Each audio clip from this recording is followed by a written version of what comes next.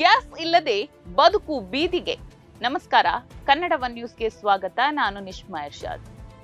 ವೀಕ್ಷಕರೇ, ಮೊದಲಿಗೆ ನಾನೊಂದು ವಿಡಿಯೋ ತೋರಿಸ್ತೀನಿ, ಅದನ್ನ ನೋಡ್ಕೊಂಡ್ ಬನ್ನಿ, ಆಮೇಲೆ ನಾನು ಮಾತನಾಡ್ತೀನಿ.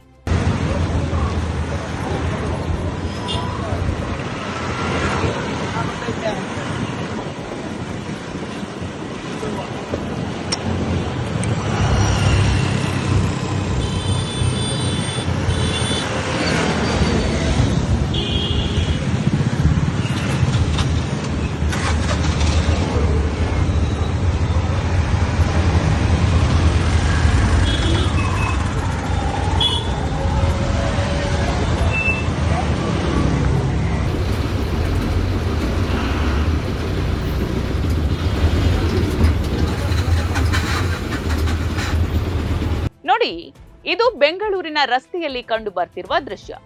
ಇದು ಯಾವುದೋ ರೋಡ್ ಶೋ ಅಥವಾ ಪ್ರೊಟೆಸ್ಟ್ ಅಲ್ಲ, ಬದಲಿಗೆ ಇದು ಆಟೋ ಚಾಲಕರು ಪೆಟ್ರೋಲ್ ಬಂಕ್ ಮುಂದೆ ಕ್ಯೂ ಆಗಿ ನಿಂತಿರೋದು.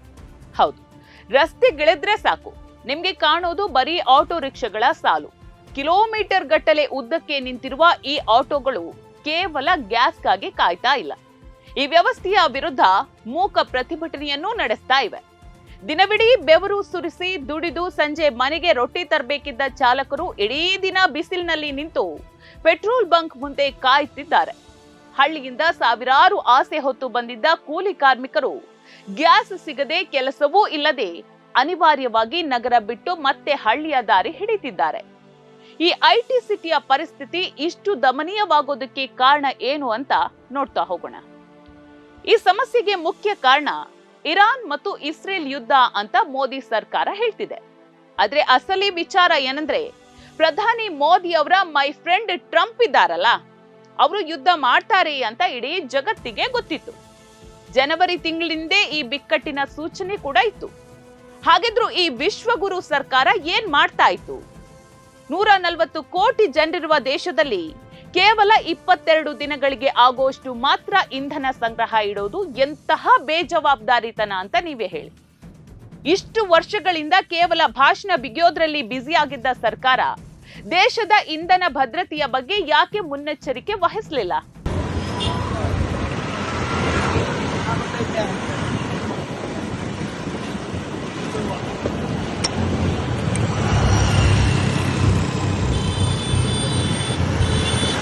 ಈ ಆಟೋಗಳ ಸಾಲಿಂದಾಗಿ ಬೆಂಗಳೂರಿನ ಸಂಚಾರ ವ್ಯವಸ್ಥೆ ಸಂಪೂರ್ಣ ಅಸ್ತವ್ಯಸ್ತವಾಗಿದೆ.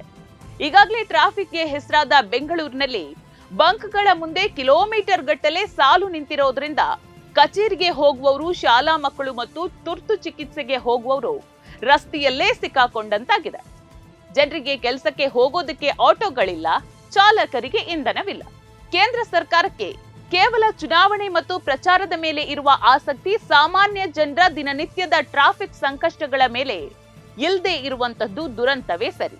ಸರ್ಕಾರ ಹೇಳಿದಂತೆ ಸ್ಟ್ರೈಟ್ ಆಫ್ ಹಾರ್ಮುಜ್ ಬಂದ್ ಆಗಿದೆ ನಿಜ, ಆದ್ರೆ ಚೀನಾ ದೇಶದ ಹಡಗುಗಳು ಅದೇ ಮಾರ್ಗದಲ್ಲಿ ಆರಾಮಾಗಿ ಹೋಗ್ತಿದೆ. ನಮಗ್ ಮಾತ್ರ ಯಾಕೆ ತೊಂದ್ರೆ ಅಂತ. ಅಂತಾರಾಷ್ಟ್ರೀಯ ಮಟ್ಟದಲ್ಲಿ ನಮ್ಮ ಪ್ರಭಾವ ಬೆಳೆದಿದೆ ಅಂತ ಡಂಗೂರ ಹೊಡೆಯುವ ಮೋದಿ ಸರ್ಕಾರಕ್ಕೆ ಇಂಧನ ಸಾಗಿಸುವ ಹಡಗುಗಳನ್ನ ಸುರಕ್ಷಿತವಾಗಿ ತರಲು ಸಾಧ್ಯವಾಗ್ತಾ ಇಲ್ವೇ? ಯುದ್ಧವನ್ನ ನೆಪವಾಗಿಟ್ಕೊಂಡು ಬೆಲೆ ಏರಿಕೆ ಮಾಡೋದು ಮತ್ತು ಅಭಾವ ಸೃಷ್ಟಿಸ್ತಾ ಇರೋದು ಈ ಸರ್ಕಾರದ ಹಳೆಯ ಚಾಳಿ. ಈ ಬಿಕ್ಕಟ್ಟಿನಿಂದಾಗಿ ಸಾಮಾನ್ಯ ಚಾಲಕನ ಆದಾಯ ಶೂನ್ಯವಾಗಿದೆ. ಆದ್ರೆ ದೊಡ್ಡ ದೊಡ್ಡ ತೈಲ ಕಂಪನಿಗಳ ಲಾಭ ಮಾತ್ರ ಹೆಚ್ಚಾಗ್ತಾ ಇದೆ. ಇನ್ನೊಂದ್ ಕಡೆ ಆನ್ಲೈನ್ ಬುಕಿಂಗ್ ಸಿಸ್ಟಮ್ ಕೆಲಸ ಮಾಡ್ತಿಲ್ಲ. ಗ್ಯಾಸ್ ಏಜೆನ್ಸಿಗಳಲ್ಲಿ ಸ್ಟಾಕ್ ಇಲ್ಲ ಅನ್ನೋ ಬೋರ್ಡ್ ರಾರಾಜಿಸ್ತಾ ಇದೆ.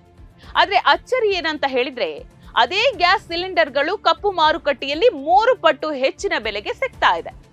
ಈ ಅಕ್ರಮಗಳನ್ನ ತಡಿಬೇಕಾದ ಅಧಿಕಾರಿಗಳು ಮತ್ತು ಸರ್ಕಾರ ಕಣ್ಮುಚ್ಚಿ ಕುಳಿತಿದೆ. ಉಜ್ವಲ ಯೋಜನೆಯಡಿ ಮನೆ ಮನೆಗೆ ಗ್ಯಾಸ್ ತಲುಪಿಸಿದ್ದೀವಿ ಅಂತ ಬೆನ್ನು ತಟ್ಕೊಳ್ಳುವಂತಹ ಅವರು ಇವತ್ತು ಆ ಸಿಲಿಂಡರ್ಗಳನ್ನ ಬರೀ ಪ್ರದರ್ಶನದ ವಸ್ತುವಾಗಿ ಮಾಡಿದ್ದಾರೆ. ಬಡವರ ಮನೆಯಲ್ಲಿ ಮತ್ತೆ ಒಲೆ ಹೊಗೆ ಆಡ್ತಿದೆ.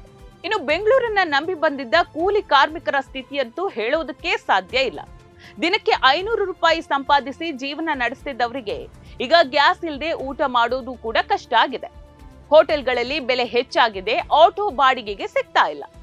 ಇದರಿಂದ ಬೇಸತ್ತ ಕಾರ್ಮಿಕರು ಸರಿ ನಗರದಲ್ಲಿ ಬದುಕೋದಕ್ಕೆ ಸಾಧ್ಯ ಇಲ್ಲ ಅಂತ ಕಣ್ಣೀರು ಹಾಕ್ತಾ ಗುಳೆ ಹೋಗ್ತಿದ್ದಾರೆ. ಡಿಜಿಟಲ್ ಇಂಡಿಯಾ ಅಮೃತ ಕಾಲ ಅಂತ ಹೇಳುವ ಮೋದಿ ಸರ್ಕಾರಕ್ಕೆ ಈ ಬಡವರ ಕಣ್ಣೀರು ಮತ್ತು ಅವರು ಈ ನಗರ ಬಿಟ್ಟು ಹೋಗ್ತಾ ಇರುವ ನೋವು ಕಾಣ್ತಿಲ್ವೇ? ಒಂದು ಸಣ್ಣ ಬಿಕ್ಕಟ್ಟನ್ನ ನಿಭಾಯಿಸೋದಕ್ಕೆ ಸಾಧ್ಯವಾಗದ ಸರ್ಕಾರಕ್ಕೆ ನಮ್ಮನ್ನ ಆಳುವ ಹಕ್ಕಿದ್ಯಾ ಅಂತ. ಕೇವಲ ಭರವಸೆಗಳಿಂದ ಗಾಡಿ ಓಡೋದಿಲ್ಲ. ಸರ್ಕಾರ ಕೂಡ್ಲೇ ಬೇರೆ ದೇಶಗಳಿಂದ ಇಂಧನ ಆಮದು ಮಾಡಿಕೊಳ್ಳೋದಕ್ಕೆ ತುರ್ತು ಕ್ರಮ ಕೈಗೊಳ್ಳಬೇಕು. ಬೆಂಗಳೂರಿನಲ್ಲಿ ಟ್ರಾಫಿಕ್ ಸಮಸ್ಯೆಯಾಗದಂತೆ ಪರ್ಯಾಯ ವಿತರಣಾ ಕೇಂದ್ರಗಳನ್ನ ತೆರಿಬೇಕು ಮತ್ತು ಮುಖ್ಯವಾಗಿ ದೇಶದ ಜನತೆಗೆ ಸುಳ್ಳು ಹೇಳೋದನ್ನ ನಿಲ್ಲಿಸಬೇಕು. ಇವತ್ತು ಆಟೋ ಚಾಲಕರು ಸಾಲಿನಲ್ಲಿ ನಿಂತಿರಬಹುದು, ಆದ್ರೆ ನಾಳೆ ಅದೇ ಜನರು ಮತಗಟ್ಟೆಯ ಮುಂದೆ ಸಾಲು ನಿಂತು ಈ ಸರ್ಕಾರಕ್ಕೆ ತಕ್ಕ ಪಾಠ ಕಲಿಸ್ತಾರೆ. ನೋಡ್ತಾ ಇರಿ ಸಮ ಸಮಾಜಕ್ಕಾಗಿ ಕನ್ನಡ ಒನ್ ನ್ಯೂಸ್. ನಮಸ್ಕಾರ.